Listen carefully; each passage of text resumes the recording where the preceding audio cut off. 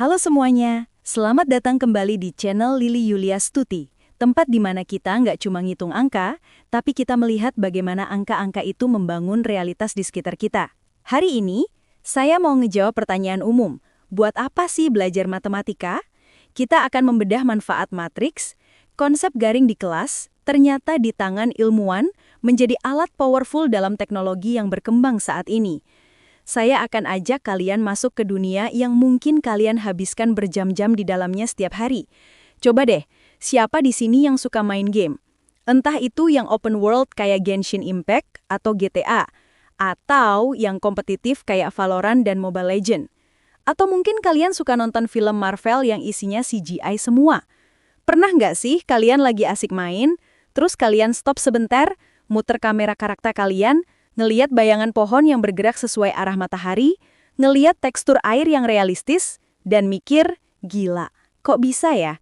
Gimana caranya sekumpulan listrik di dalam kotak plastik bernama PC atau HP kalian bisa menciptakan dunia sekeren ini? Apa yang sebenarnya terjadi di belakang layar saat kalian tekan tombol, maju, atau serang? Kebanyakan orang bakal jawab, oh, itu karena GPU gue canggih, Kak. Atau itu codingan developernya jago. Iya, benar. Tapi bahasa apa yang dipakai developer buat ngomong sama GPU? Bahasa apa yang bikin karakter 3D itu tahu kalau dia lagi hadap kanan atau kiri? Jawabannya adalah matematika. Dan bukan matematika tambah kurang kali bagi biasa, guys. Kita bicara soal cabang matematika yang sering bikin mahasiswa teknik pusing, yaitu aljabar linear dan bilangan kompleks. Hari ini kita bakal bongkar rahasia dapur video game. Kita bakal bahas gimana caranya matematika mengubah deretan angka biner jadi waifu atau husbando 3D kalian. Kita bakal bahas kenapa tanpa penemuan seorang matematikawan abad ke-19 yang dianggap gila pada zamannya, game 3D modern mungkin gak akan pernah ada. Jadi, taruh dulu stick PS kalian, pause dulu matchnya, kencangkan sabuk pengaman karena kita akan menyelam ke dalam The Matrix yang sesungguhnya. Kita mulai dari hal yang paling dasar. Layar HP atau monitor kalian itu sebenarnya apa sih? Itu cuma bidang datar. 2 dimensi. Cuma ada sumbu X alias kiri kanan dan sumbu Y alias atas bawah. Tapi game yang kalian mainkan itu 3 dimensi. Ada kedalaman, ada sumbu Z. Nah, tantangan pertama para pembuat game adalah gimana caranya menipu mata dan otak kita supaya percaya bahwa gambar di layar gepeng itu punya ruang. Disinilah masuk pahlawan pertama kita, segitiga dan koordinat. Di dunia komputer grafis, segala sesuatu, mau itu wajah karakter yang mulus, pedang yang tajam sampai gunung yang tinggi, itu semuanya tersusun dari ribuan bahkan jutaan segitiga kecil. Kenapa segitiga? Karena segitiga adalah bentuk paling stabil dan paling gampang dihitung sama komputer. Setiap sudut dari segitiga ini punya alamat yang kita sebut koordinat, X, Y, dan Z. Bayangkan karakter game kalian itu sebenarnya adalah awan titik-titik koordinat yang dihubungkan jadi jaring-jaring segitiga. Nah, waktu kalian gerakin karakter itu, misalnya lari ke depan, komputer nggak menggambar ulang gambar baru secara manual kayak kartun zaman dulu. Enggak, komputer melakukan perhitungan matematika. Kalau kalian maju 5 langkah, komputer menambahkan angka 5 ke koordinat posisi karakter kalian. Kelihatannya simpel kan? Tapi tunggu dulu. Gimana kalau karakternya nggak cuma maju, tapi juga muter badan, sambil nunduk, sambil tangannya ngayun pedang, dan kameranya juga ikut muter. Itu artinya, ada ribuan titik yang harus pindah posisi secara bersamaan dengan arah yang beda-beda dalam waktu 1/100 detik, supaya dapat 60 fps. Kalau dihitung manual satu-satu, titik A geser ke sini, titik B geser ke sana. Komputer super canggih pun bakal meledak alias nge-lag parah. Disinilah letak kejeniusan matematika yang disebut matriks. Kalian mungkin pernah dengar kata ini di pelajaran sekolah. Kotak yang isinya angka-angka baris dan kolom. Mungkin dulu kalian mikir, apaan sih guna ngaliin baris sama kolom ini? Gabut banget. Ternyata matriks adalah alat teleportasi massal. Dalam matematika game, kita menggunakan apa yang disebut transformation matrix. Bayangkan matriks ini adalah sebuah mesin pengubah. Kita bisa masukin ribuan data koordinat titik tubuh karakter game kita ke dalam mesin matriks ini lewat operasi perkalian. Dan boom, sekali hitung, Seluruh ribuan titik itu berpindah tempat secara serentak dan presisi. Matriks bisa melakukan scaling, memperbesar atau memperkecil, translation, menggeser, dan rotation, memutar sekaligus dalam satu paket operasi. Tanpa aljabar linear dan matriks, GPU kalian, si kartu grafis mahal itu, nggak akan punya cara efisien buat proses gambar. GPU itu pada dasarnya adalah kalkulator matriks raksasa yang bisa ngerjain jutaan perkalian matriks per detik. Jadi, setiap kali kalian ngelihat gerakan halus di layar, ingatlah, itu adalah tarian angka-angka dalam kotak matriks yang sedang dikalikan dengan kecepatan cahaya. Tapi, cerita kita belum selesai. Menggeser benda itu gampang. Memutar benda, nah ini mimpi buruknya. Kalian pernah dengar istilah gimbal lock? Ini adalah musuh bebuyutan para engineer penerbangan dan developer game zaman dulu. Mari kita masuk the bridge, jembatan menuju konsep yang lebih sakit lagi. Coba kalian bayangkan mau memutar sebuah pesawat mainan. Secara logika manusia, kita memutar benda berdasarkan 3 sumbu.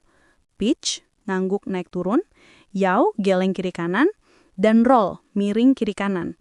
Sistem ini dinamakan Euler Angles, diambil dari nama matematikawan Leonhard Euler. Awalnya developer game pakai sistem ini, masuk akal kan? Sumbu X, Y, Z. Tapi ada cacat fatal dalam logika ini. Kalau kalian memutar pesawat itu 90 derajat ke atas, pitch, tiba-tiba sumbu putar lainnya jadi tumpang tindih. Sumbu kiri kanan kalian sekarang sejajar dengan sumbu miring. Akibatnya apa? Pesawatnya kehilangan satu dimensi kebebasan. Kalau kalian coba puter, dia bakal ngelok, nyangkut, atau malah muter liar nggak karuan. Di game, ini bakal kelihatan kayak kamera yang tiba-tiba kayak flicker atau karakter yang lehernya patah aneh saat nengok ke atas. Ini namanya gimbal lock. Matematika 3 dimensi biasa atau Euler ternyata punya bug. Bug ini bukan salah komputer. Ini salah cara kita merepresentasikan rotasi pakai 3 angka doang. Ternyata, untuk menjelaskan rotasi 3 dimensi dengan sempurna tanpa macet, kita nggak bisa pakai matematika 3 dimensi. Kita butuh bantuan dari dimensi keempat. Kedengarannya kayak fiksi ilmiah kan? Tapi ini serius. Solusinya ditemukan oleh matematikawan Irlandia bernama William Rowan Hamilton pada tahun 1843. Dan ceritanya dramatis banget. Hamilton ini udah bertahun-tahun frustasi nyari cara ngitung rotasi yang stabil. Dia tahu bilangan kompleks biasa yang pakai I, akar negatif 1, itu bisa dipakai buat rotasi 2 dimensi. Tapi buat 3 dimensi, dia mentok.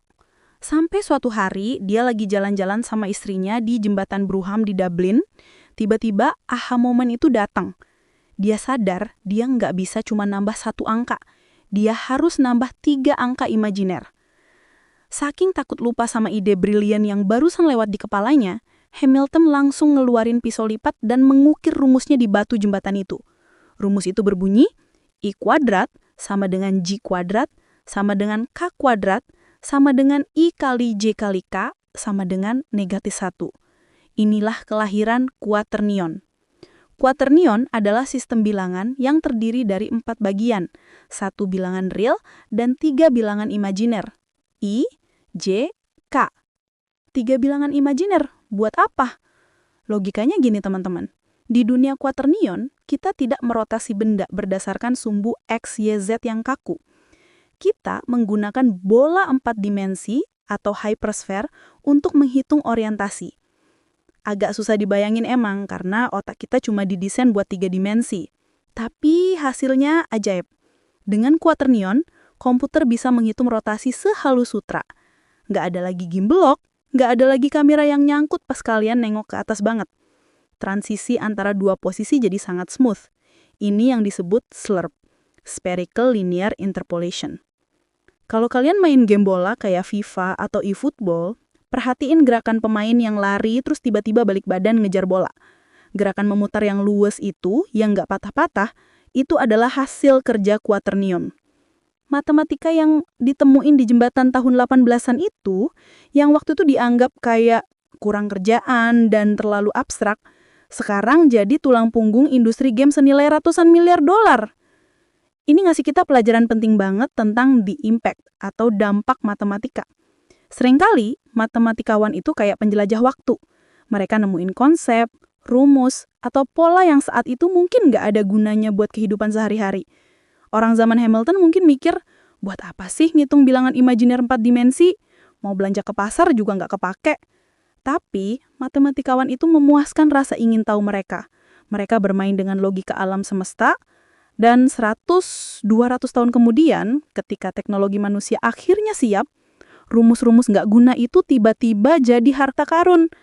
Tanpa Quaternion, bukan cuma game kalian yang jelek. Tanpa Quaternion, roket SpaceX mungkin nggak bisa mendarat tegak lurus kembali ke bumi. Sistem navigasi pesawat tempur bakal kacau.